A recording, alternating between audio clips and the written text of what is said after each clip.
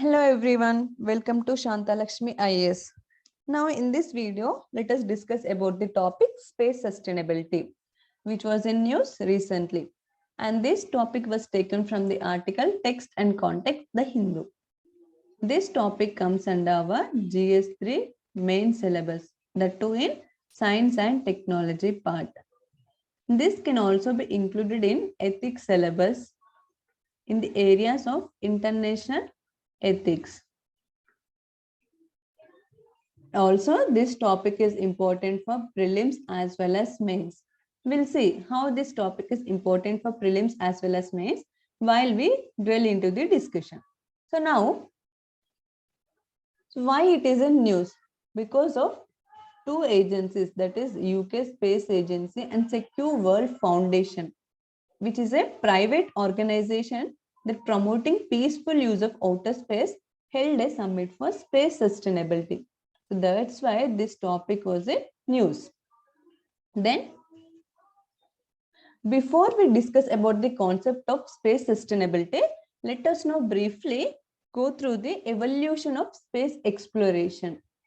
So what does this space exploration mean? It is the use of astronomy and space technology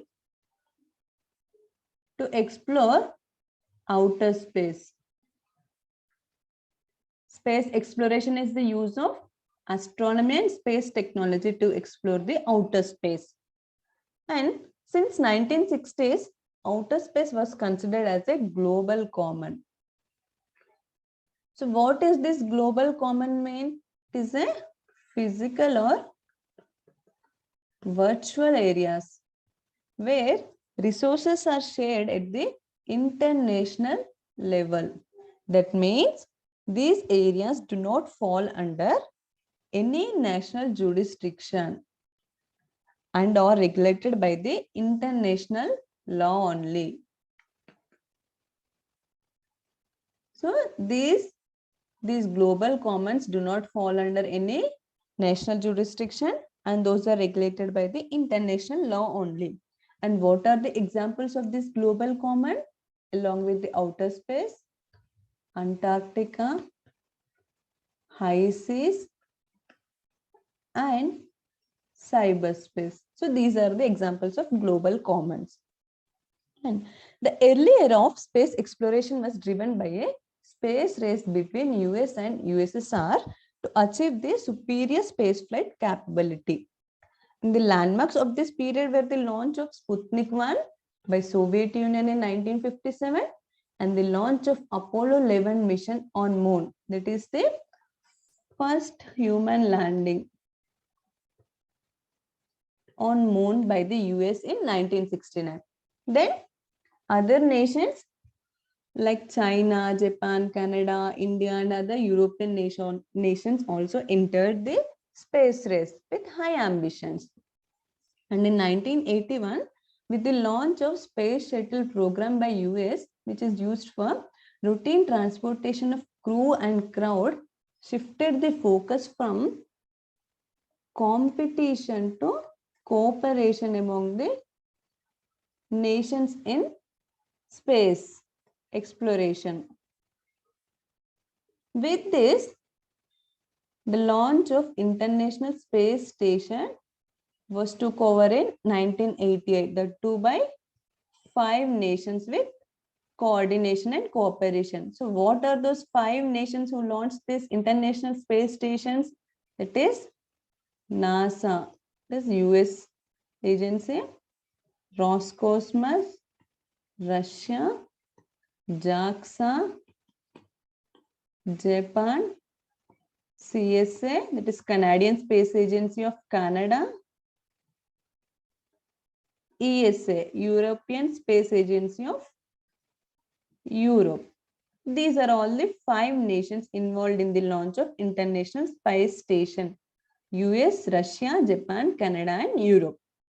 And in 2008, private players entered into the space race with the launch of Falcon 1 rocket by SpaceX, which is a private company. And in 2020s, based on the canon of commercialization, industrialization and democratization, space has become a destination for tourists. So here the emergence of space tourism took place in 2020s.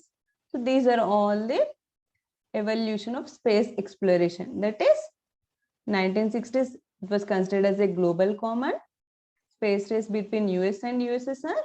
That is the launch of Sputnik 1, Apollo 11, then entry of other nations, and with the space shuttle program, focus shifted from competition to cooperation, and the launch of International Space Station in 1998, and the entry of private players in 2008, and in 2020s, space as tourist destination. Moving forward. Now, let us discuss about the India and its outer space exploration.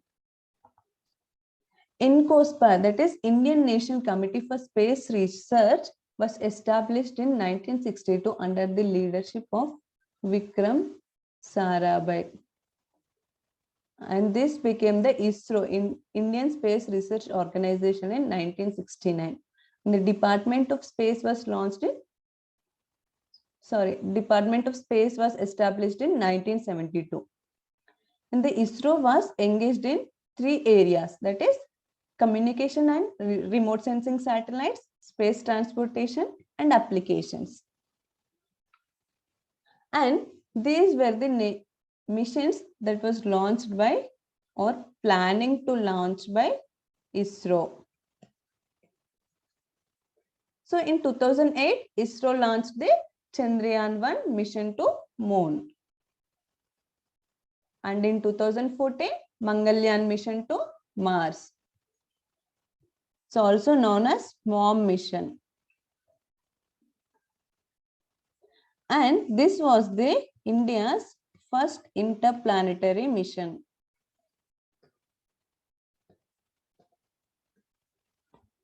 And India was the first Asian to launch a mission to Mars. And in 2015, AstroSat was launched. In 2019, Chandrayaan-2 mission to Moon with orbiter, lander, and rover. And in 2021, remote sensing satellite, that is RISAT-1, was launched. And in 2022, August, Chandrayaan-3 is going to be launched. Now this time, Chandrayaan-3 has only lander and rover only. There is no orbiter this time. And in 2022 only, Gaganyaan mission is also going to be launched by ISRO. This Gaganyaan is about human space flight mission.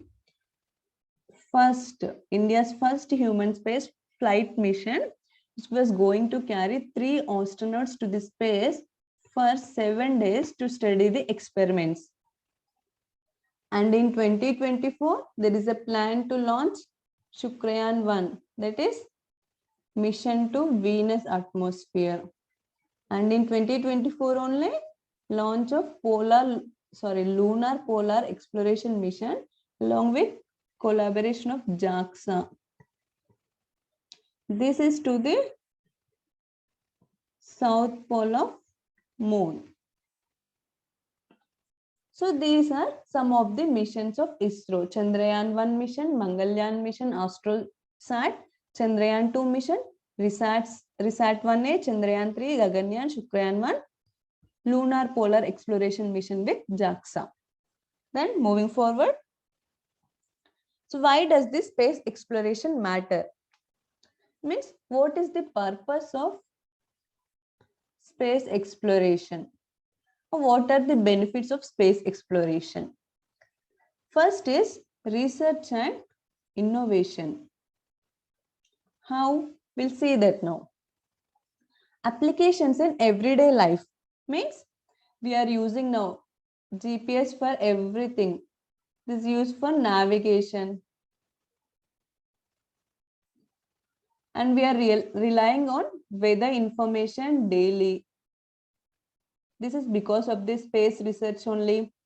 So These are the benefits of space research in everyday life activities.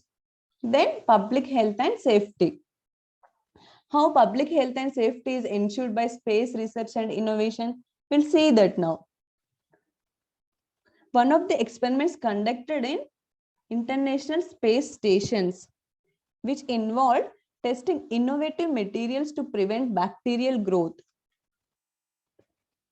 This research will help in finding the solutions to the COVID-19 pandemic.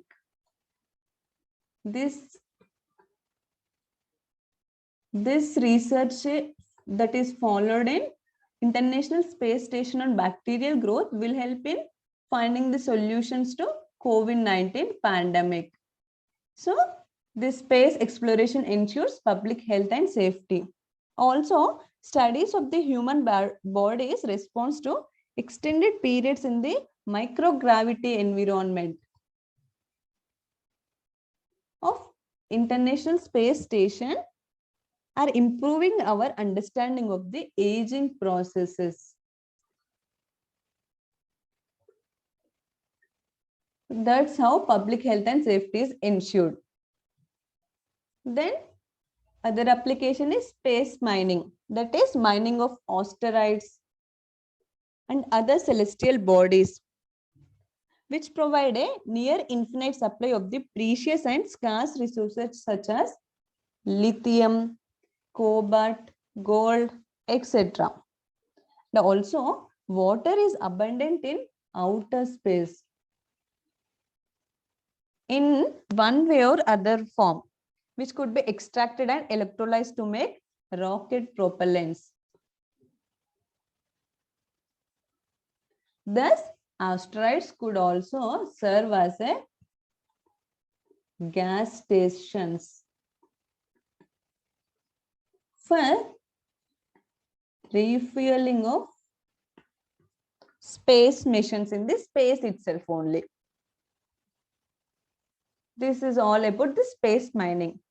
And this research and innovation means space exploration also help in understanding the climate change of Earth. How? The studies of Martian environment, that is Mars, helps to understand the climate change processes of Earth also. Then capacity building. How this space exploration helps in enhancing capacity building through the attraction of youth towards science, math, engineering, etc., which help to build global capacity for scientific and technological invention. So these are related to research and innovation part. Then moving forward, culture and inspiration. How it fulfills the inspiration of people. See, this space research and innovation or space exploration brings us close to answering profound questions like what is the nature of universe, or is the destiny of humankind born to Earth only? Are we and Earth unique? Is there life like elsewhere in the universe? So we used to have all these questions, right? Like, are we and Earth unique, or is there any life exist other than the Earth? So here the science used to answer all these questions, and it also a new means to address the global change. It helps in addressing the global challenges. How? Through partnerships and capabilities, which is developed through space exploration, contribute trust and diplomacy among the nations. For instance, human missions to Moon, asteroid, and Mars requires more extensive international cooperation. Here brings the trust among the nations. And also, this cooperation may help advance international preparedness for protecting the Earth from catastrophic events like asteroid collisions, etc. So these are all the benefits or benefits or applications of space exploration. Applications in everyday life, that is communication, weather information, etc. And public health and safety, that is through the experiments conducted in international space stations, and space mining, understanding climate change through understanding Martian environment. And it also helps in building capacity building and culture and inspiration perspective, and it also fosters a means to address the global challenges with cooperation and engagement among the nations. So these are all the benefits or applications of the space exploration. And then moving forward, now how is this outer space exploration regulated? We'll see that now. It was overseen by United Nations Corpus, that is United Nations Committee on the Peaceful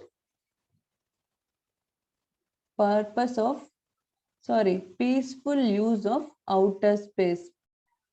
Committee on the Peaceful Use of Outer Space through 5 laws. So what are those 5 laws? Outer Space Treaty 1967, the Rescue Agreement 1968, the Liability Convention 1972, the Registration Convention 1975, and the Moon Agreement 1979. We'll see each in detail now.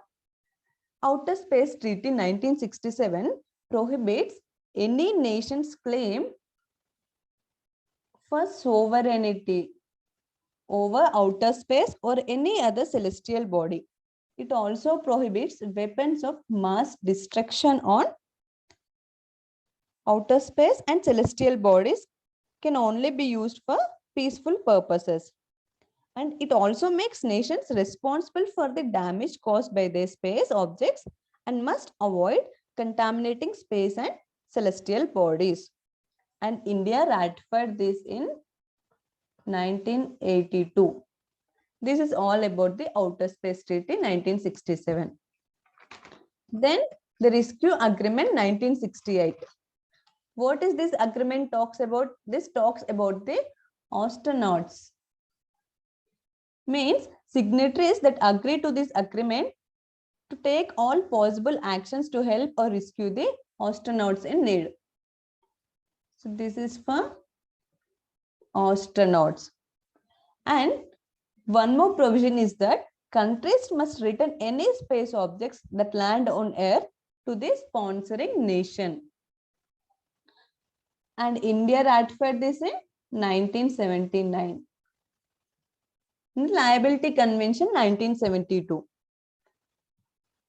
It sets liability for nations or signatories to this convention for any damage caused by the space objects. And India is also a part of this convention. Next, the Registration Convention 1975 requires the signatory states to register all space objects with the UN. India also a part of this. The Moon Agreement 1979 proposes that celestial bodies can only be used for peaceful purposes and should not be contaminated. And an international regime must be established to govern how the resources mined from the moon are obtained and used. Here, the important fact is that US is not a signatory to this Moon Agreement, and India signed this agreement. So these are all the 5 laws which govern the outer space. So overseen by United Nations Corpus, that is Committee for Peaceful Use of Outer Space. What are these 5 laws? Outer Space Treaty, which prohibits weapons of mass destruction and sovereignty of any nation on any celestial body or outer space. The Rescue Agreement 1968 for the astronauts' risk.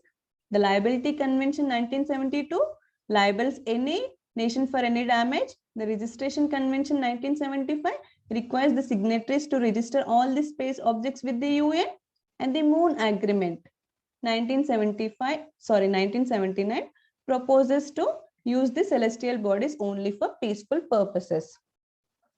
So these are all the 5 laws. Moving forward, now let us see what are the emerging challenges in the space exploration. First is increased space traffic and debris.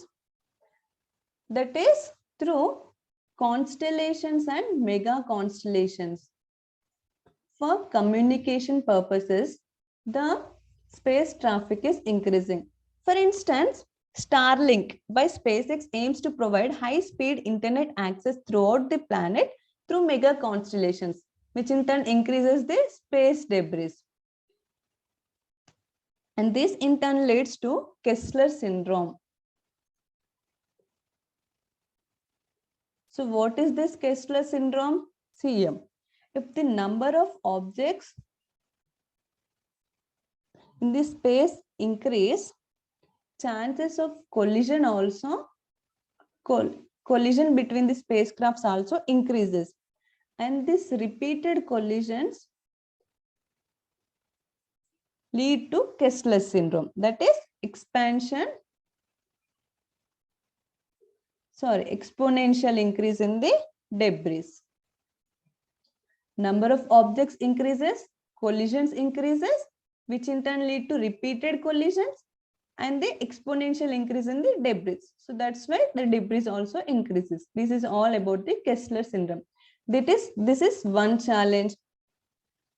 And the space privatization. Now, more private players entering into this space race do not have control. That means government control. This lacks the accountability principle, which might be detrimental for space usage. This is the second challenge. And the third challenge, that is space militarization. To ensure protection in space assets, many nations are now coming up with this space militarization. For instance, US has created a US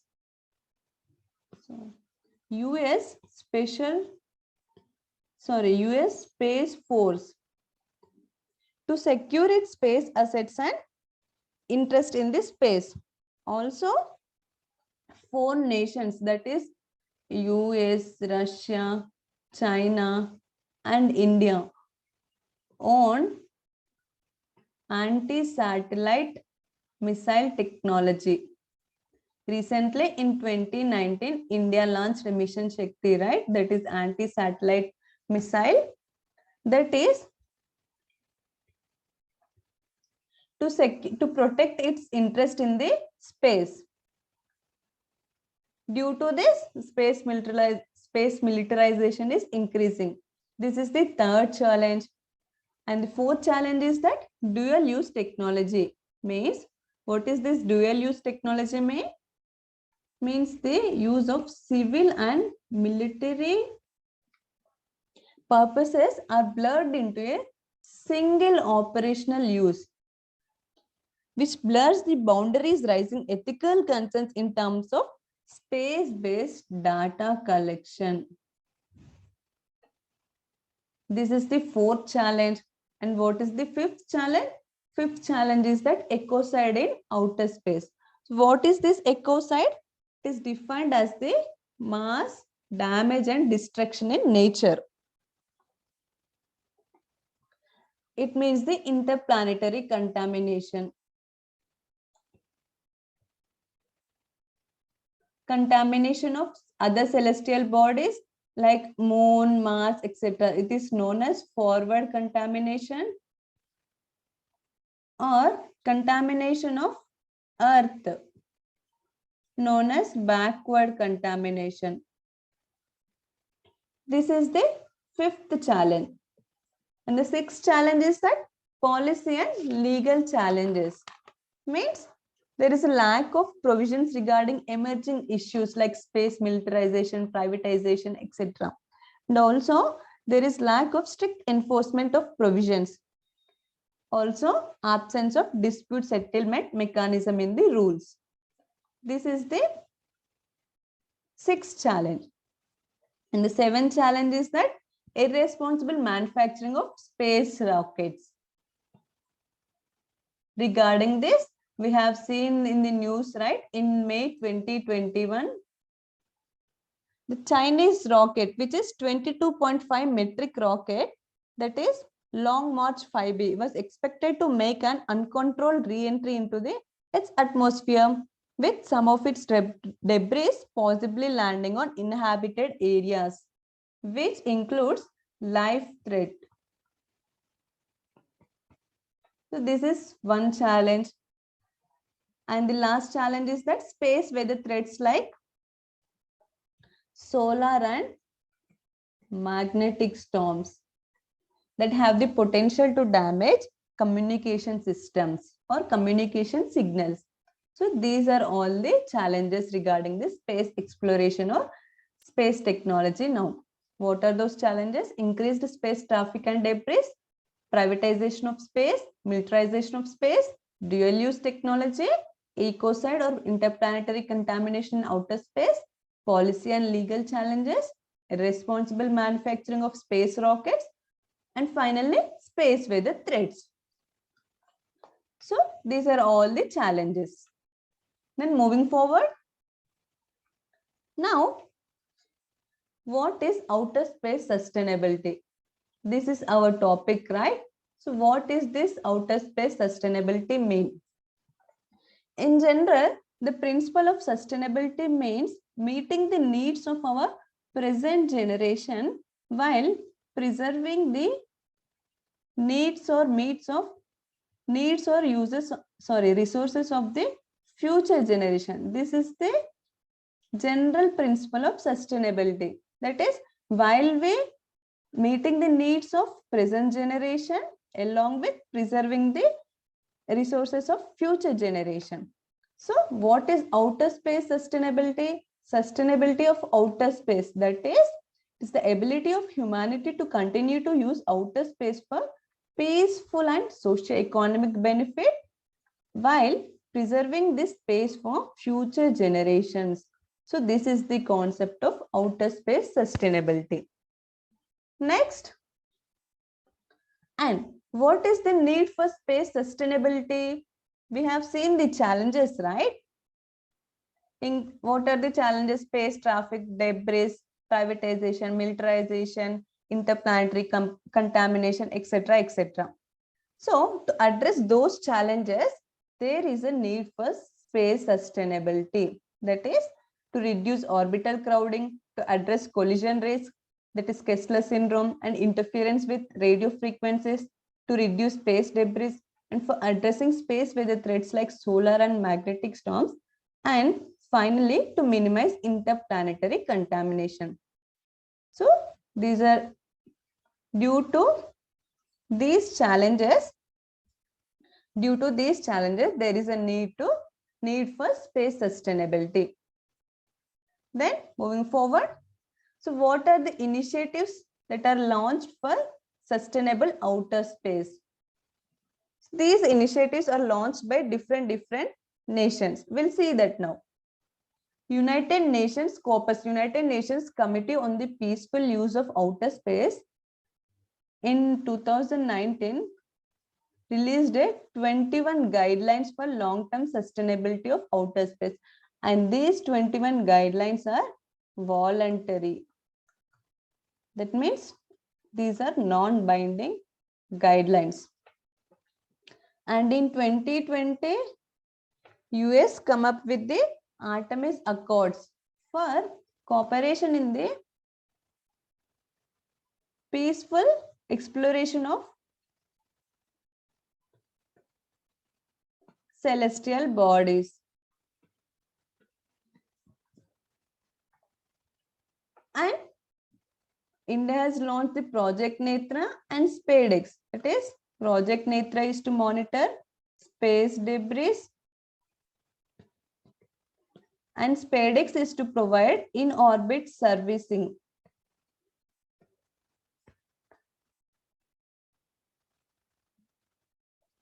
And SpaceX is to provide in-orbit servicing, that is like refueling and docking a satellite on an existing satellite, which in turn enhance the satellite capability. And UK has come up with the Astro Carta for outer space sustainability. And what does this Astro Carta proposes? It proposes to review and regulate its framework for orbital activity and enhancing international engagement for space sustainability. So these are the 4 initiatives that have been launched by different nations for outer space sustainability. UN Corpus, 21 guidelines, Artemis Accords by the US, Project Netra and SpaceX by India, Astro Carta by UX. So these are all for space sustainability. Then moving forward, and what more needs to be done? Despite of these rules and all these initiatives, there has been increasing space debris, militarization, etc. Right? So what more needs to be done? Or what is the way forward? We'll discuss that now. Here, devising new norms and rules for space. What are those norms and rules? Like cleaning up space debris.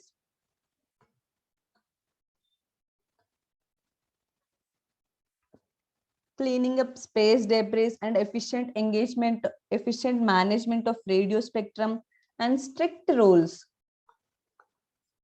for the regulation of manufacturing of rockets. So these are all the norms and rules should be advocated. Next, adoption of the Prevention of Arms Race in Outer Space, that is PAROS, which is a UN resolution conceived during Cold War era, which has not come onto table due to the opposition by US. And this PAROS is meant to prohibit weaponization of space. Now, this needs to be adopted. And setting up a new targets like sustainable space by 2030, like that, through international organizations, that is through international cooperation, coordination, and engagement. And finally, adoption of rational and ethical approach in space research. Adoption of rational and ethical approach in space research. How? Apart from focusing on the completion of their respective missions, the states must also be prepared to bid an ethical farewell to space objects during such missions. So these are all the suggestions which need to be implemented for a space sustainability. And moving forward, now let us see some MCQs related to this topic. Select the correct answer. Which among the following countries does not possess anti-satellite technology? We have discussed, right? In the world, there are 4 nations which possess anti-satellite technology. Based on this question was given. The options given were India, Germany, Russia, and US. So what are the 4 nations that possess anti-satellite technology? That is India is correct only, Russia, US. So Germany does not possess. So B is the option. Here it is China. These were the 4 nations which possess anti-satellite technology. Then moving forward. Second question. Match the following pairs. Here are the projects given and here are the nations related to that projects are given. Project Netra, US, Astro Carta, UK, Artemis Accords, India. We have seen the initiatives for space sustainability, right? Artemis Accords by US, Project Netra by India, Astro Carta by UK. Now, let us try to solve this question. Project Netra, that is by India. A, that is C. Astro Carta, that is by UK. Artemis Accords by US. So, 1C, 2B and 3A. So, C is the correct answer. Then, Mains based question. First question.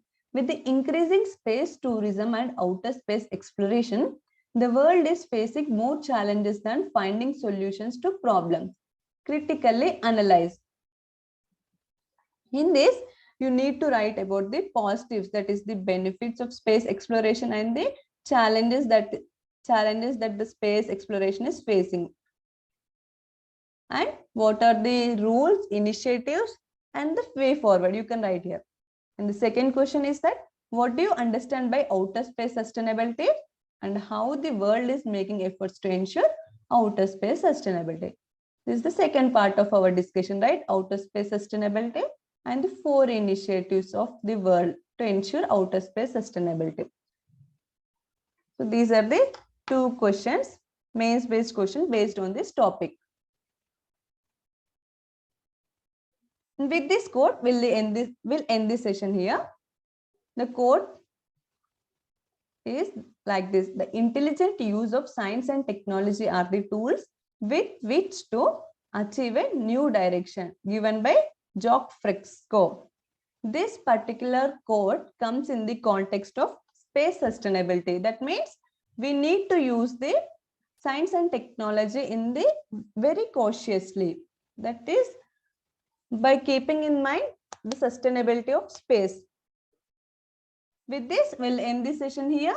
If you like, please like and share. Thank you.